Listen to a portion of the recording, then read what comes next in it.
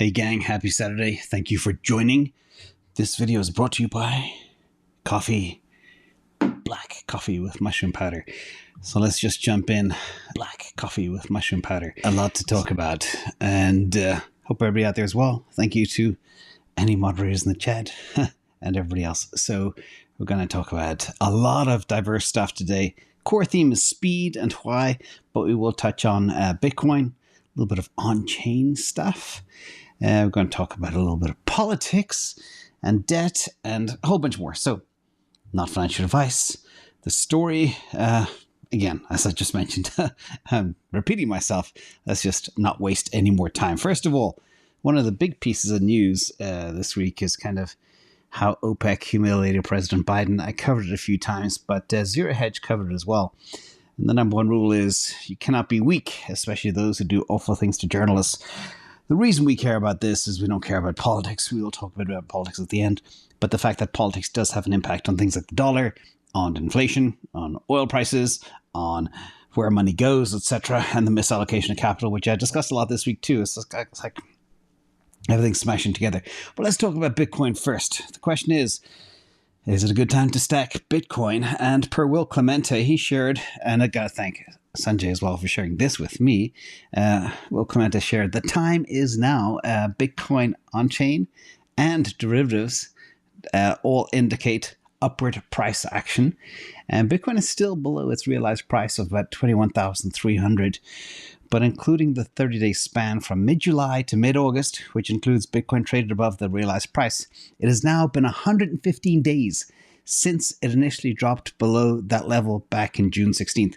And for reference, during 2015 and 2018 bear markets, Bitcoin was below realized price for 310 and 134 days respectively.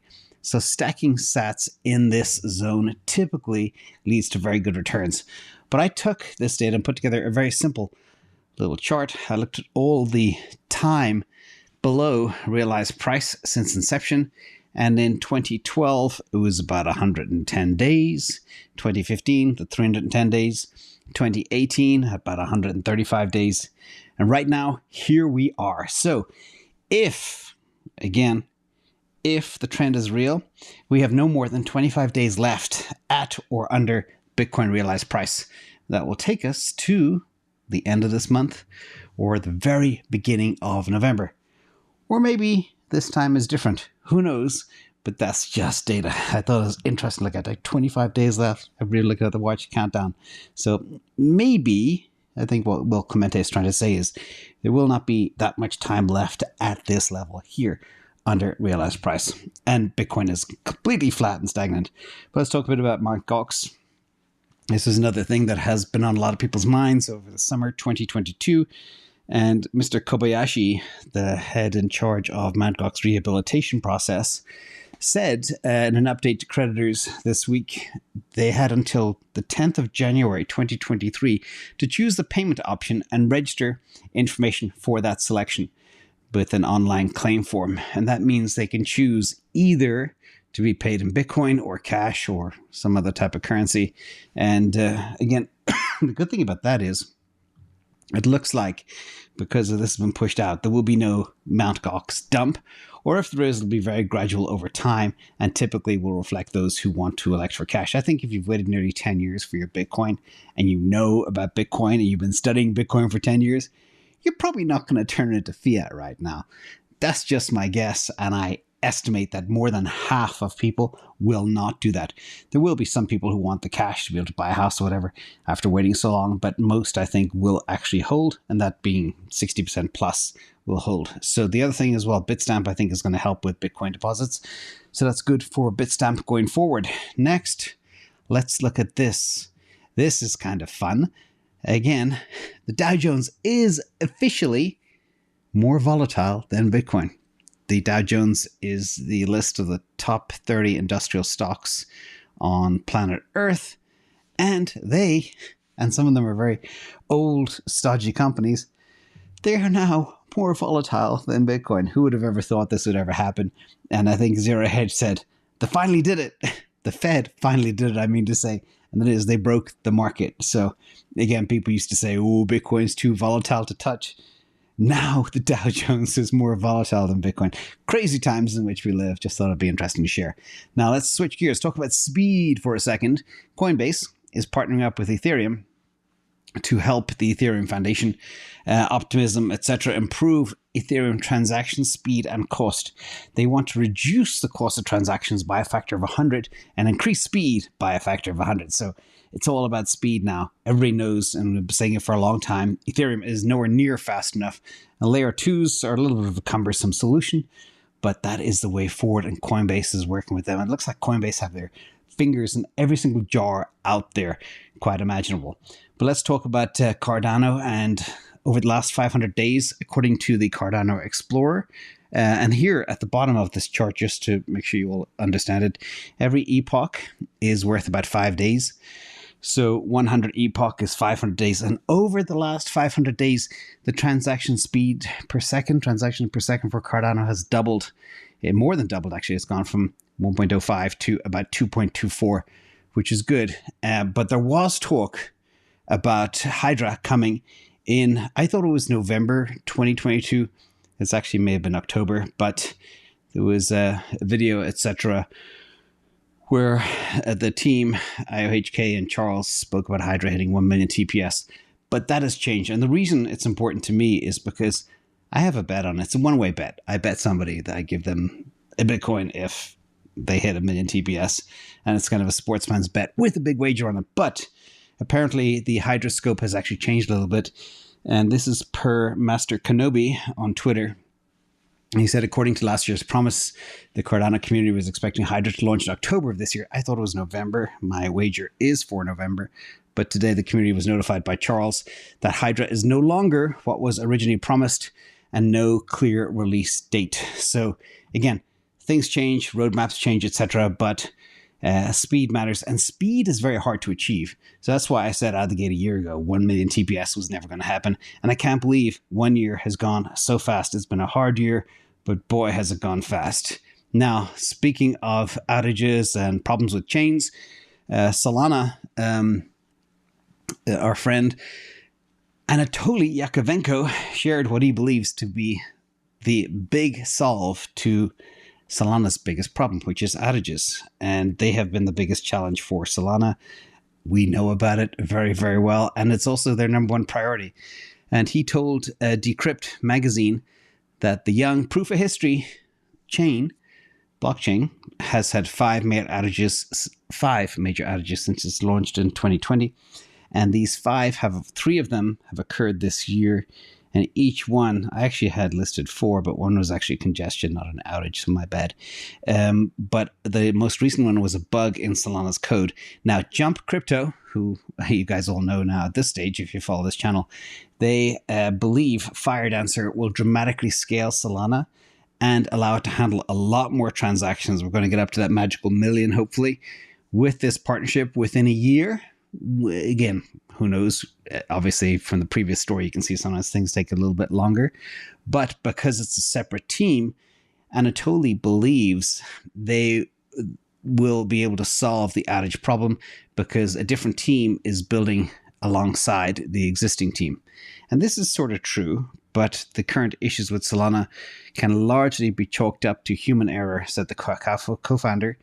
And it is, after all, software written by humans. It's also been plagued by popularity, which is a big issue as well as we go forward. So let's switch gears and talk about NFTs. This was a cool chart as well that was floating around Twitter, and that is the NFT Market Dominance. And you can see it's the share of total volume traded per chain. And again, thank you to Sanjay for sharing this with me. But you can see here the dramatic increase of NFT Market Dominance over the last 12 months. Solana has jumped to nearly 27% market share against Ethereum, and they're the 2 dominant players.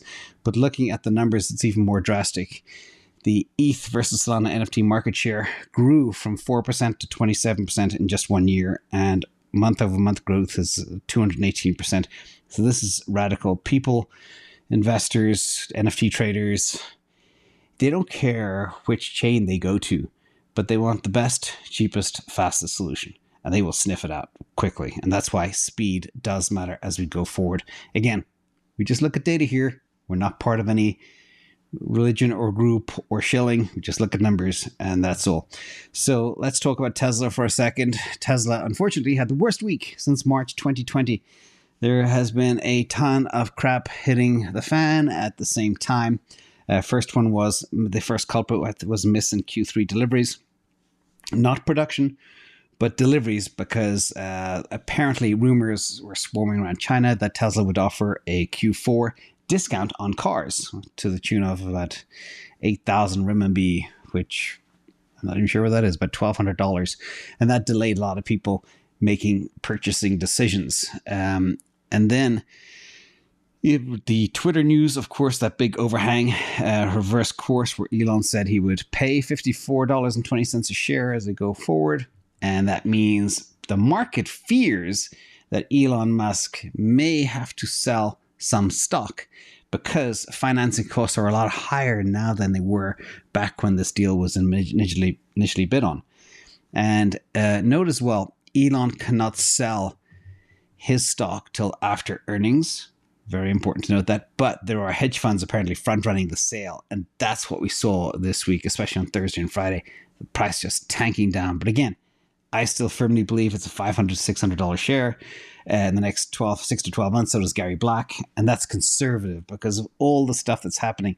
You know, Gigafactories ramping up, Cybertruck, the Semi just launched, S&P ratified it as investment grade investment, on and on. Nothing but goodness, but the stock is getting smashed. And that's why when these types of things happen, yeah, I know it hurts, but you got to understand you're getting, this is a $300 stock a few days ago is now selling for $220. It's $80 off. That's a big, big sale.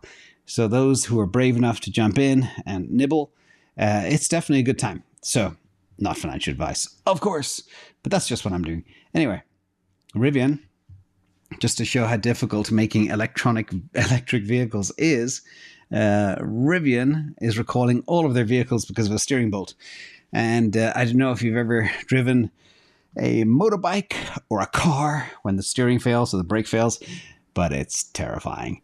So Rivian have their own problems, and the last recall that Tesla had, they could do an over-the-air software fix. Fixing a steering bolt is a lot more difficult and a lot more costly. So that's another big setback for Rivian as they go forward. So let's talk about more recession news. I know that our Fed, etc., is in denial that we are not in a recession. Everything is fine and dandy, especially per the jobs report last week. But from Charlie Bilello, he said, you'll notice from the stats at the bottom of the table, there is a tendency for recessionary bear markets to be longer and deeper than non-recessionary bears. But are we in a recession? Well, while the Fed Reserve, again, are completely in denial, all economic data that we see continue to trend in that direction. We are definitely in a recession. All the data that's coming in that says we're not is bizarre. And even FedEx, the big news, I think a couple of weeks ago was, they said we're in a recession. We are writing down our earnings forecast for the next year or so. They just wrote them down further again a few days ago. So again, unfortunately, we are definitely in a recession. And as the United Nations say, the Fed is spinning us into more of a global recession, and that doesn't help anybody. Speaking of the Fed and politics, the US, for those of you who may be in other countries, it may be less relevant, but it is actually relevant because right now the strong dollar is squeezing all countries around the world. But the Republicans are opening up a new line of attack on the US President Joe Biden. And that is for stocks as they head for their worst year in a very, very long time. And they are sapping people's retirement accounts. And people who have the most to lose tend to be the 50 plus, who are the people that actually bothered to vote in the midterms. They're the ones that are getting hit right now in their retirement, pension, 401k, equivalent to ISAs, etc., all over the world. Now, I did say in a recent video as well, inflation was considered the number one issue, but no, I believe wealth destruction is. And this is exactly what the Republicans are playing to. They're appealing to the fact that people are losing wealth under this current administration because of missteps. Now, in related news, this is the impact of the stock market from Bloomberg per interest rate hike. And I thought it was a very simple little graphic. And it's hard to believe that the first hike from 0 Fed funds rate to 25 basis points was only in March 2022. I'll repeat that again. The interest rates were 0 a little over 6 months ago, which is hard to believe compared to where we are now. They added 25 basis points, 50 basis points, 75, 75, 75, and apparently they're on target to do another 75.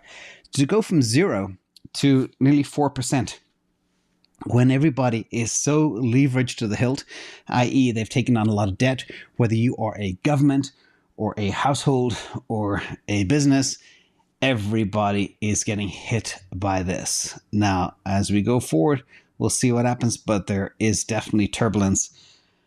And the words that come out from the Fed at the next meeting in November will be very key to tune into. Will they start speaking with a little bit of dovish hint, or just keep the foot to the ground to just smash everything? And now we see economists, not only in the US, but from all over saying, hey, Fed, come on, slow down. You really are bringing on financial Armageddon, as I say, which is a terrible situation. But I don't know. Either they're jawboning from hell or whatever. But if you look at this is the, again, from Charlie below, thank you, Sanjay. This is the actual debt expenses. And I forecasted also in a recent video that it's soon to be $1 trillion to service debt. And I think, going from recollection, that's twice the military budget. And one thing has not stopped going up as well. We covered the national debt went over 31.5 trillion, went over 31 trillion as well for the first time this week. And the record increase over the last 3 years, that 8 trillion extra debt, 35%, is crazy. But the key is when this debt matures, and most of it is short-term debt, like 1 year, 2 years, when it matures, it rolls into these new higher interest rates, which again make it extremely expensive to service. So you have debt that was at 0% going to 4%, and you multiply 4% by 31 trillion. That's a lot.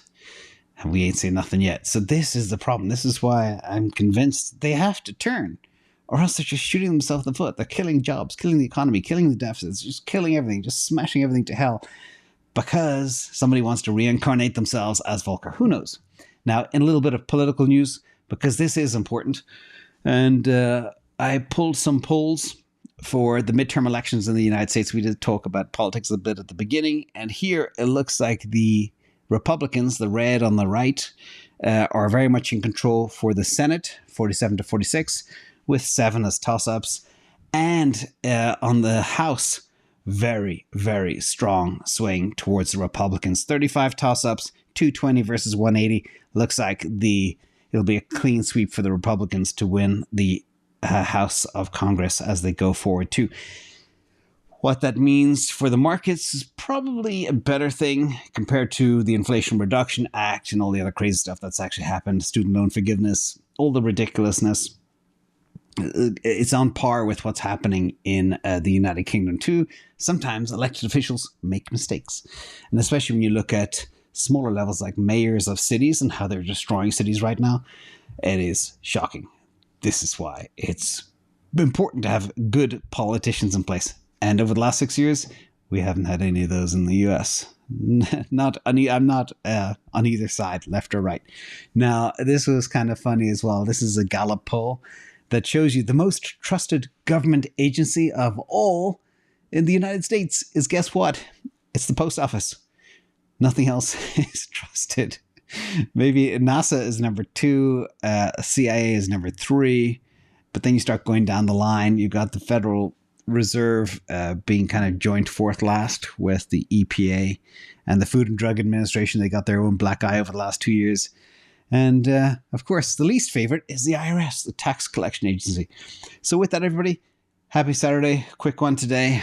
Covering a lot of varied issues, but worth it to chat about this stuff over 10 minutes. I'll see you all tomorrow for the big live Q&A. We've got some really interesting questions to cover tomorrow. We'll be live at around 12 Pacific. That's about 7 UTC for those back in Europe. And I'll see you all tomorrow. Thank you as well to the mods in the chat and everybody out there. See you later.